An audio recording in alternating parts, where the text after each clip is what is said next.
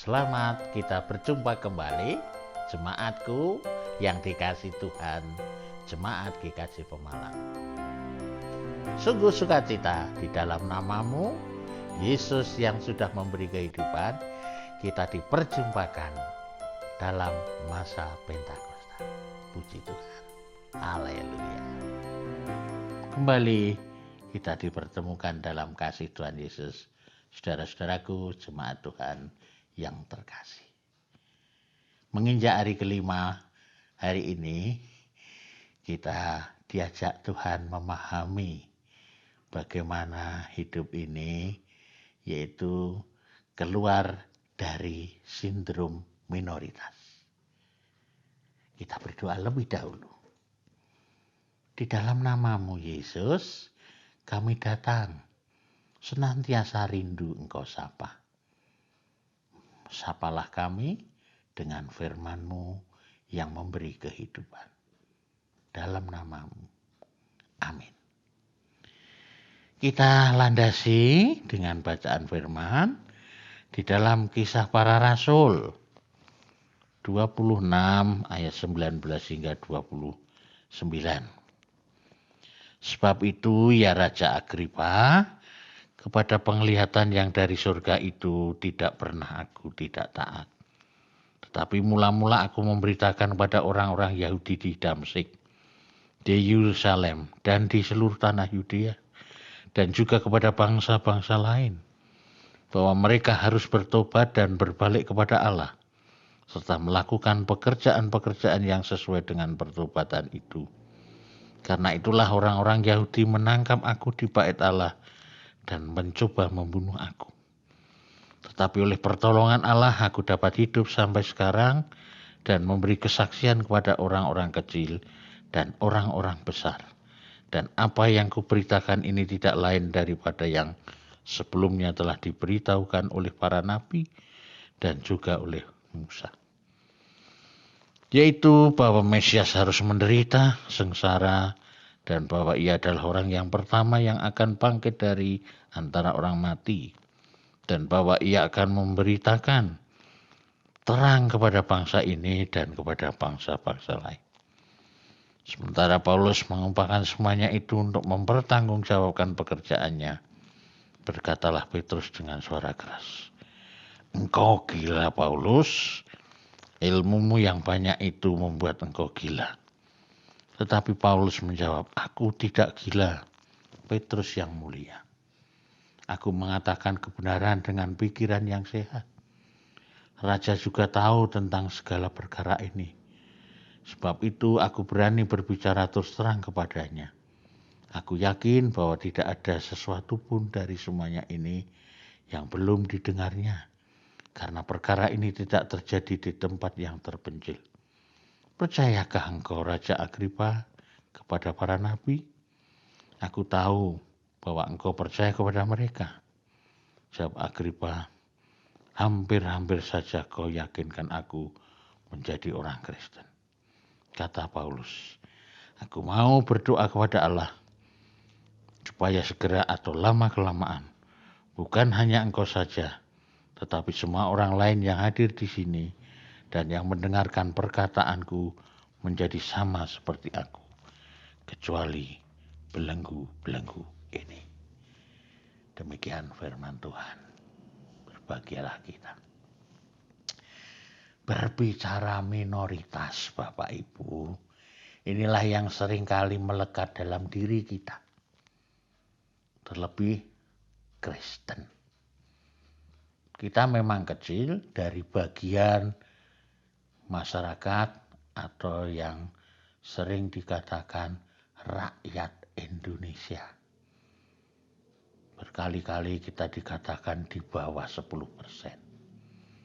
Itu pun masih terbagi.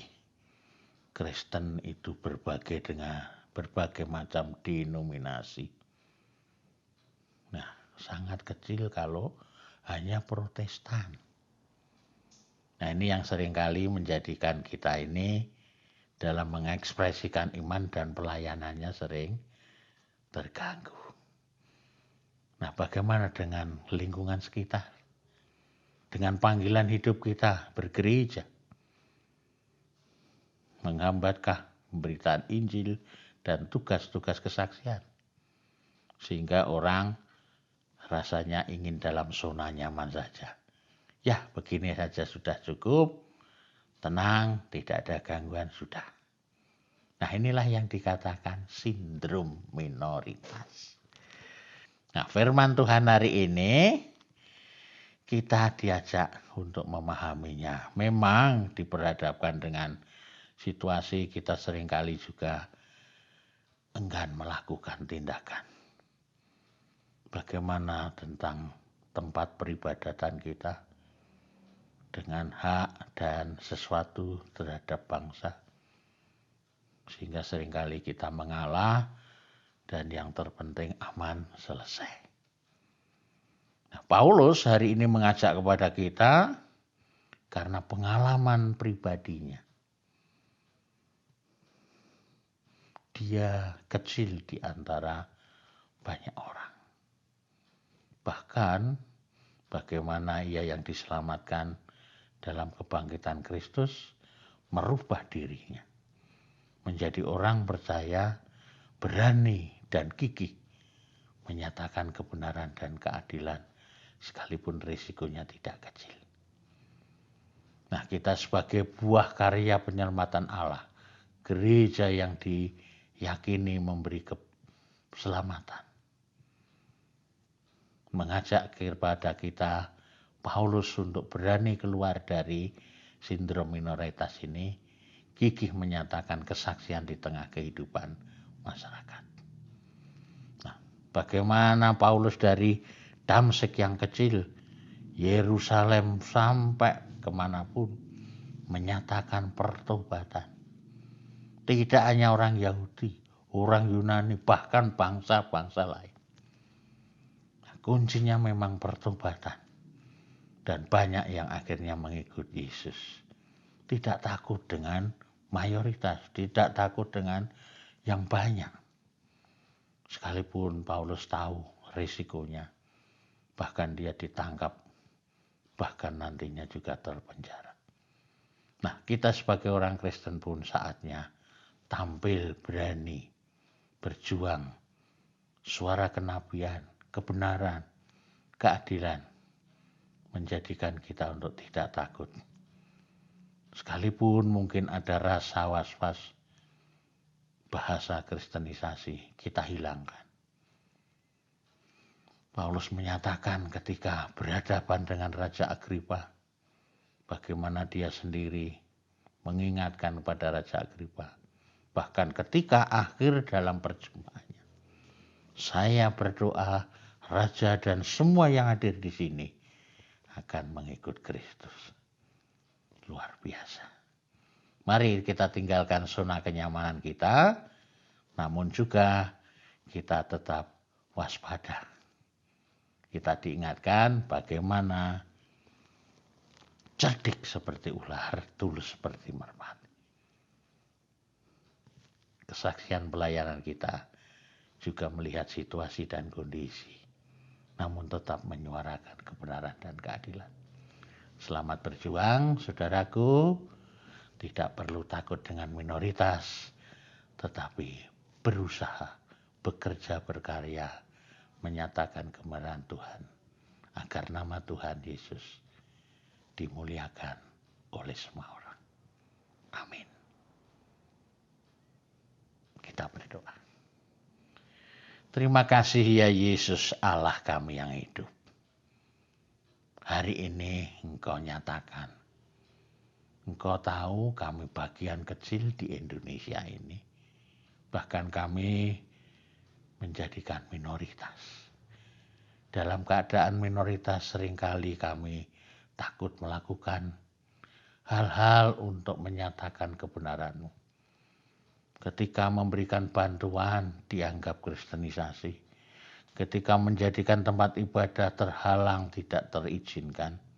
Ketika sesuatu dalam kehidupan masyarakat, kami terhalang.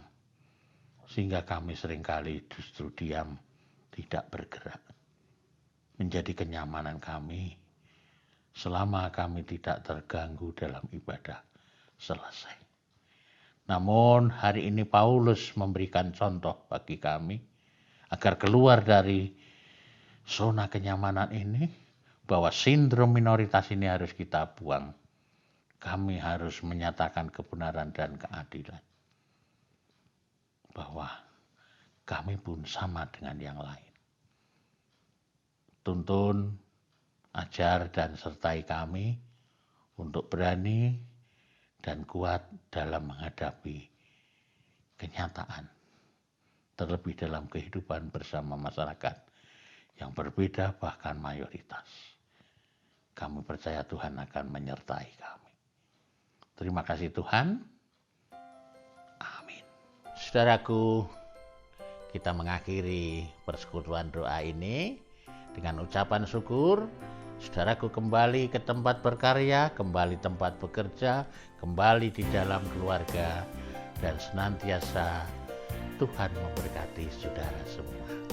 Amin.